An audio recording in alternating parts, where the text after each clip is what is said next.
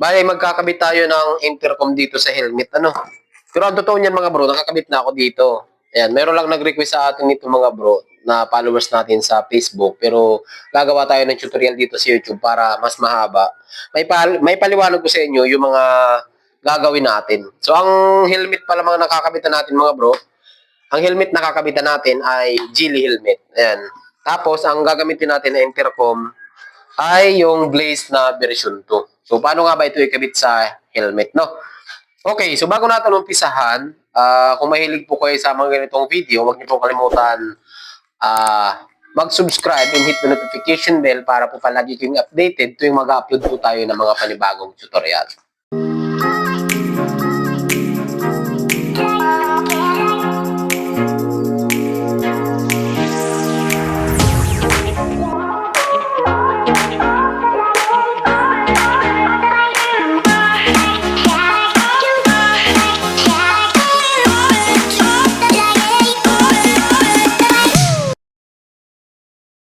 Okay, umpasahan natin mga bro. No? Sabi ko nga sa inyo, meron na ditong nakakabit or naka-install.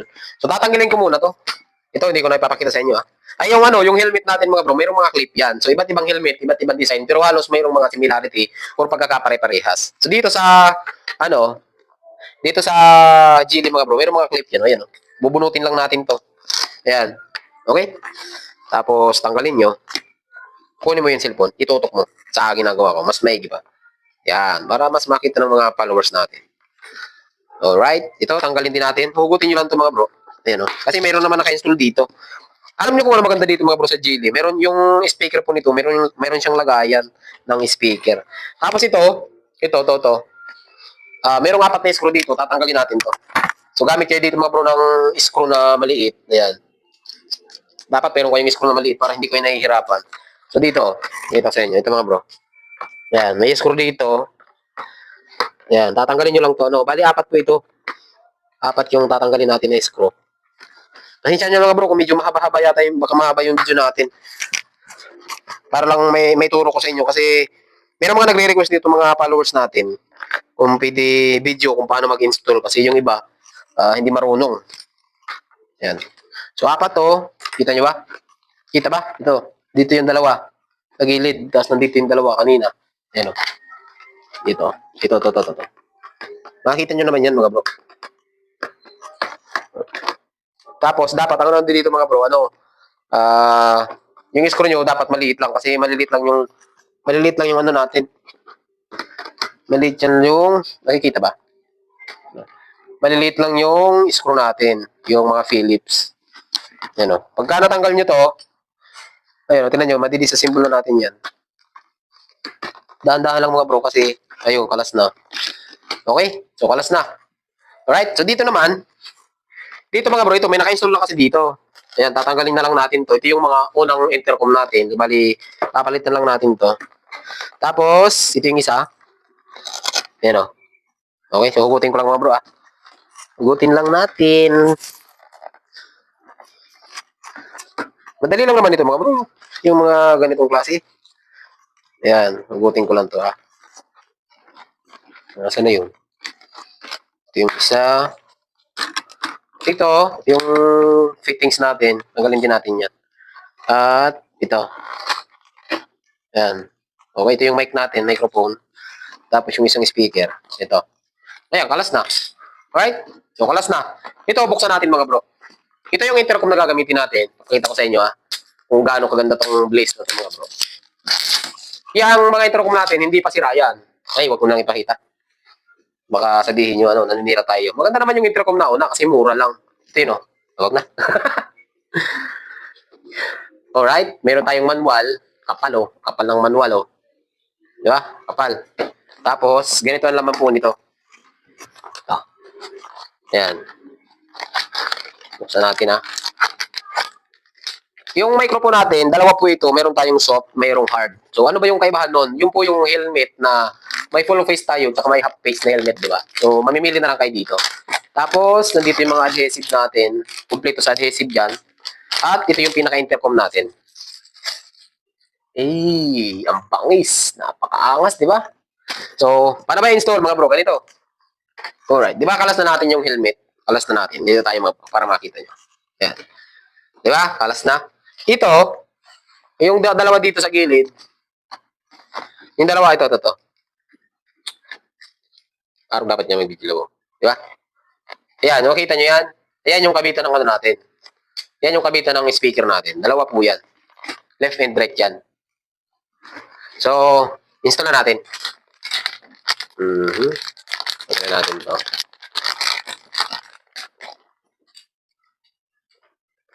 Yan. Ito yung sinasabi ko sa inyo mga bro. Ito yung isang microphone natin. Ito yung mga hard. Ito yung nasa ano natin. Ito yung pang half face natin. So may adhesive to. Didikit nyo lang. Tapos nakatutok siya. Nakatutok to sa ano. Doon sa, siyempre sa may bibig nyo kasi nga half face.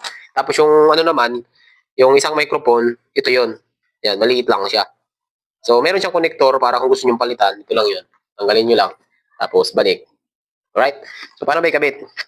Ito mga bro, sa pagkakabit nito, meron kasi mga iba, yung gusto, yung posisyon ng ano nila, diba ganito yung helmet. Yung iba, ang posisyon gusto nandito sa kanan. Yung iba naman, dito sa kaliwa. So, ako, mas sanay ako mga brong nasa kaliwa, yung intercom. Kasi yung throttle, diba, ng motor natin, nasa kanan siya. Tanggalin natin itong adhesive. Nasa kanan siya, pwede ka magpindot o mag-operate ng intercom yung kaliwang kamay mo. Diba? Kaya gusto ko, nasa kaliwa yung intercom natin. Yan. So, paano ba ito ikabit? Ito mga bro, tingnan nyo to. Ito yung pinaka-wire natin, yung speaker. Ayan o. Ito yung connector papunta ng intercom. So, meron tayong dalawang speaker. Mas mahaba yung isang maikli, at saka yung microphone natin. So, yung maikli mga bro, yun ang ikakabit natin dito. Sa may part na kaliwa. Kasi nga, doon natin ipipista yung ano. Right. So, kakabit natin dito. Ito, yung may adhesive to mga bro Namimili na lang kayo ng adhesive. Kaso, ito, meron na kasi akong adhesive dito na nakalagay sa ilalim yung unang intercom. Hindi ko na po tatanggalin to. So, kakabit na lang natin. Yan. I-install nyo lang siyang ganyan. Dikit nyo. Yan, okay na yan. Kadikit na. Tapos yung ito, yung isang speaker, doon to sa kabila, di ba? Huwag nyo basta-basta ilalagay. Idadaan nyo sa dito sa ilalim dito sa may ilalim. Para hindi makita yung mga wires natin. Ganyan lang dito Pasensya na mga bro kung hindi nyo masyadong kita, kasi maliit lang yung pwesto natin dito, tapos medyo madilim pa. Tapos yung cameraman natin, pangit pa. Kaya ganun. Ganito mga bro Cameraman natin mga bro, pangit. Kaya ganito. Okay. Ito na yun Di ba? Ito na yung isang speaker natin. So, ikakabit ulit natin dito. Ayan. Yan So, sa iba mga bro, ito kasi mayroong harang Ito yung harang ng ano. Kung gusto nyo mas malakas talaga, tanggalin nyo to. Sulit na sulit ang tunog niyan. Pero para meron tayong filter dito, wag na natin itong tanggalin. Alright? So, pagkatapos yan mga bro, di ba ilalatag na natin? Yung wire, i-secure nyo lang yung wire. Yan. Ganyan Yan. Yan yung naipit. Yan. Okay. Tapos, pag naikabit nyo na to, pwede nyo na siyang ibalik, yung sa may kanan na part. Kasi, bali dito, speaker lang naman yung kailangan natin Sana mga bro, nakikita nyo. Baka hindi nyo nakikita. Yan. Ibalik na natin tong kanan na part. Yung part may kanan. Alright? Tapos dito mga bro, bali yung speaker natin, kaya ako tinanggal yung unahan. Alam nyo kung bakit? Yan lapit mo. Kaya ako tinanggal kasi dito natin ikakabit yung dito natin ikakabit yung microphone niya. Okay? So, gawin natin. Kasi ito naman, meron naman siyang butas dito Kapag ka nagsalita kayo, tatagusin pa rin yung microphone niyan. Para, pwede naman kasi dito yan. Kung tinatamad kayo, dito nyo, dito. Hindi na kayo magkakalas nito. Okay? Pwede po yun. Nasa sa inyo yun. Gusto ko kasi malinis Kaya, kabit natin to. Okay. May adhesive na siya. So, dikit natin. Yan. Okay, pagkatapos niyan, pwede natin ito ibalik. Simple lang mga bro. Okay, balik natin. Tapos yung mga tornilyo, nasa na yun. Yun, tatatlo na lang. Kulang ng dalawa. Okay, balik natin. Balik natin. Yan. Yan Yan. Right? Okay, balik. Tapos, tornilyo muna natin to. Problema, yung isang tornilyo nawawala. Tornilyo natin to dito mga bro. Yung basta kung ano lang yung kinalas nyo kanina, ganun lang din. Yan, tornilyo natin to. Huwag nyo na masyadong higpitan. Tapos, yung kabila. Balik nyo lang sa dati mga bro. Para goods.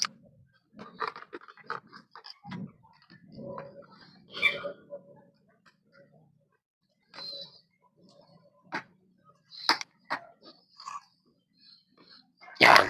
Tapos, yun sa ilalim. Tingnan nyo natin.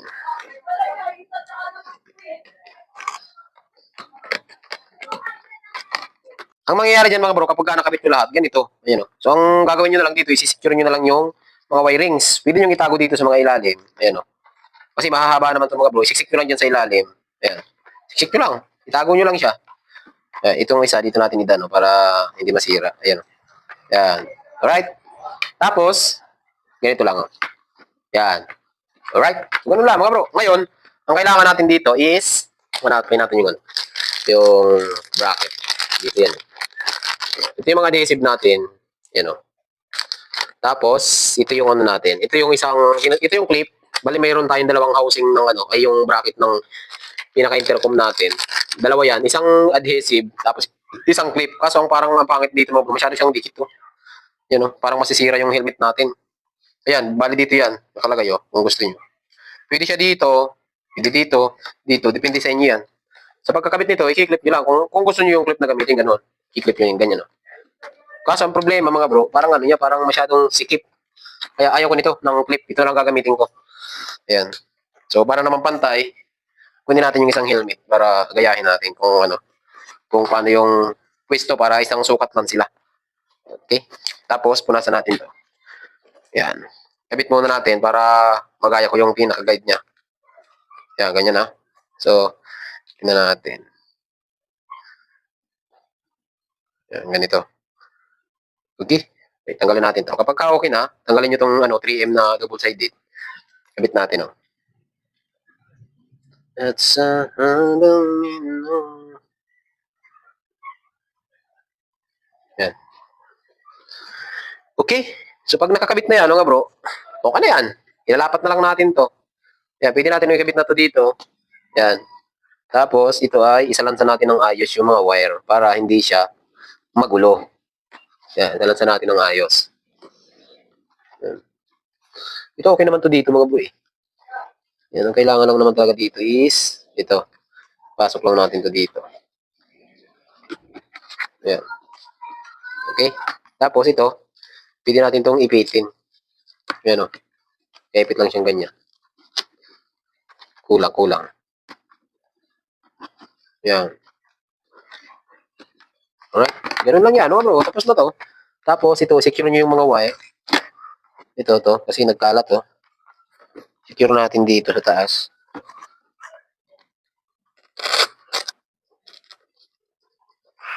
Tago natin. Sabay ito dito. Yan. Okay? Tapos, ito. Yun lang. Ganun lang, mga bro. Tapos na yan. Tapos yung tinanggal natin adhesive. Dito natin to. At ito ay dito. Yan. Tapos yung mga lock. Mayroong mga clip yan sa loob. Ilagkabit na natin. Yan. Patarugin na natin yan. Tapos, yung isa. Clip. Kabitin natin. Yan. Okay. Tapos, yun na. Okay na yan. Balik na natin. Oh, bro. Tapos na yan. Oh. No. Diba? Balik na yan. Yung loob. Oh. O di wala kayong wire na nakita. Ganun lang. Ganun lang kabasic. Ganun lang kadali. Ngayon, ano natin? Para makita nyo kung gaano ganda. Napakabangis. Right.